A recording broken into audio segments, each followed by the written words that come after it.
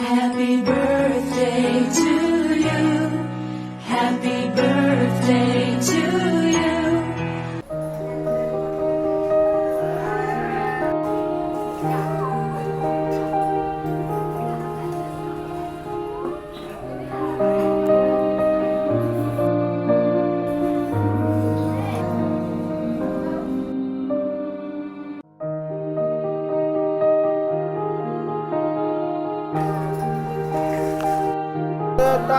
શ્રી ભગવાન.